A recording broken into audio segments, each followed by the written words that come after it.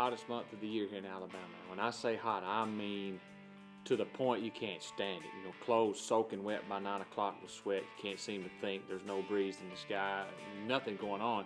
And you think fishing is just going to be totally impossible to catch them. However, it's not. If you put yourself in the right position, you find the right location, you've got the right baits in your box, you know a few strategies, a few tips, you can catch fish and you can deal with this heat. Look at there, baby. Look at there. What a beautiful, got one. Ooh, got your striper, but he's a meanin'. I'm deep sea fishing.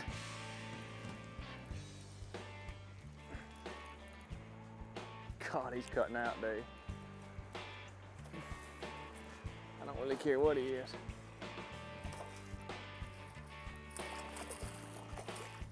He's a mean son of a gun. Let's get him off here. God.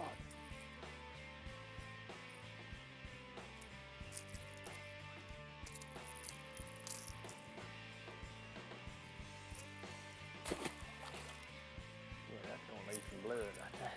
Something right there. God almighty. Moby Dick getting behind us.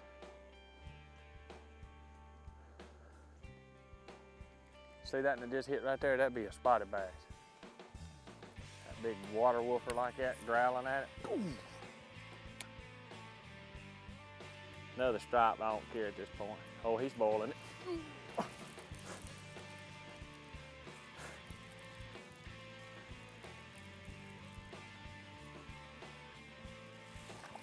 Looks good, but it's a striped bass. You know, can't hardly talk to them right there. They'll put a hook in you, be.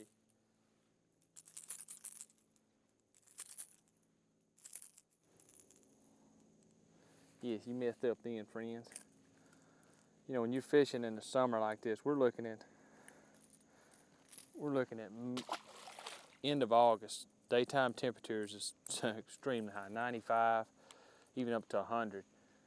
What we're doing, we've actually come to the upper end of Lake, which the river is flowing, they pull a current up here.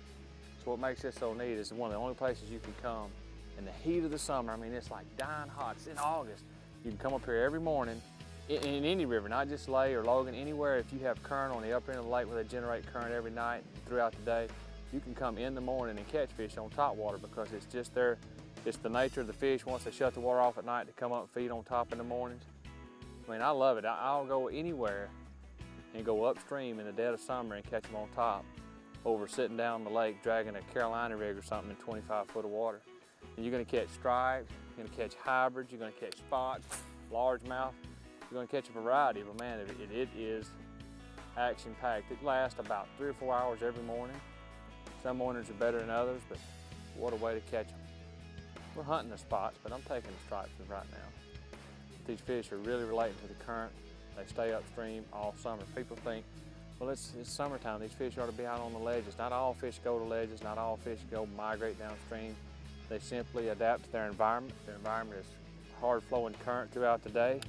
They'll get right out in the middle on the rock pile. As soon as the current cuts off, they'll come right up and start chasing the bait fish, and it can be, I think, some of the best topwater fishing in the country every morning. It's just unbelievable how many bites you can get.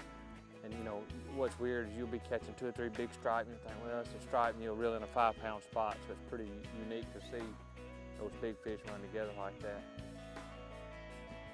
I think the most impressive thing I've learned about current fishing is realizing the similarities between a small creek or even a stream to a giant river such as the Tennessee or the Coosa. What's amazing about this, however the fish may be 2 or 3 pounds difference in size, they relate to the exact same food source and cover source, which means they look for shelter in the same place, they're going to feed in the same place. The current affects the fish the same, no matter how big the river or how small the stream. They're going to be exactly the same. And I found that to be very interesting growing up, and once I got on a big body of water, it held true, and I tell you, it's the most impressive thing you'll learn about current fishing. Can't take it, can't take it. I'm reeling as fast as I can. Get in there and hunt, man. Get in there.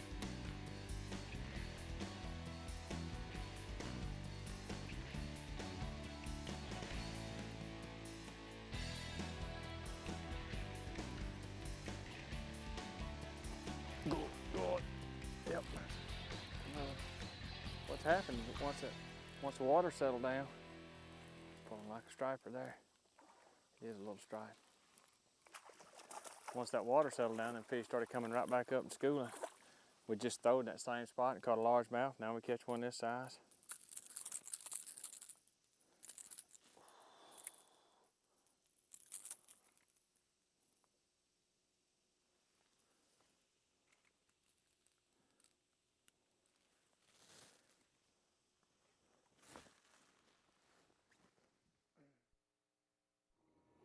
It's gonna be how many bandages to tape up a good man's hand when this is over.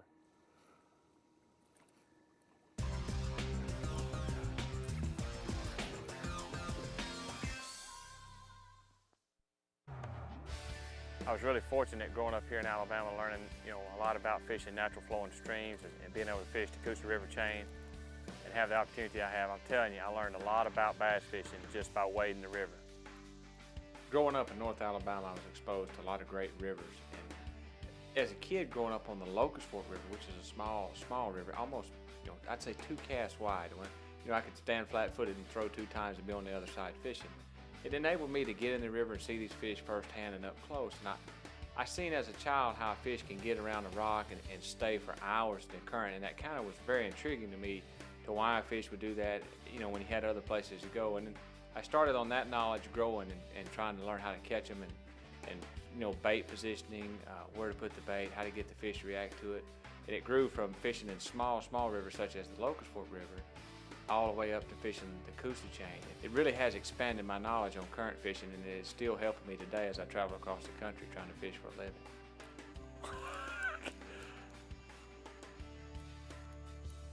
Big old spotters too. God, he had it. He got it again. Look at them spots hitting. I got like a whole pack of them hitting today, one right after another. Schooling fish though, you just got, I hear people say, well, if you're catching little ones schooling, that's all that's in there. Don't worry about it. That's a bunch of malarkey. Man, you might catch 5 the size I just caught. May not be 10 inches, and then we'll hook into a 2 or 3 pounder. I mean, that's an old myth that I think needs to be put away as far as, when they school, do they all run the same size in that school? No, they do not. There's little ones, big ones, giant ones, they all run together. However, the big ones sometimes are a little tougher to catch, but they're in there. Because you catch a couple of 10-inch fish don't mean, crank up and leave. That's all that's in there. But plus they're pretty fun too, just like that. You just watch. I'll keep catching these size and I'm gonna mess around and catch a big one out of there. And these are largemouth. That's the neat thing. We're catching, the Coosa River spotted bass. We're catching largemouth, catching white bass. Reckon if catfish school, we could bust one on the B-freeze. Everything else in here bites it. I didn't even get to work that one, dude. Uh-oh, I have the lunker of the Derby. Hey, Skeet Reese, here you go, Skeet. That's you, punk, right there. Folks at home, that's Skeet Reese's lunker of the day. He'd be hollering net all the way in. Yep, that's the kind you look for. It's California Delta big bass. That's what they call the big lunkers out there. I'm hooked in my trousers. That's what I get for talking about skeet. I hooked myself into black gum bloomers.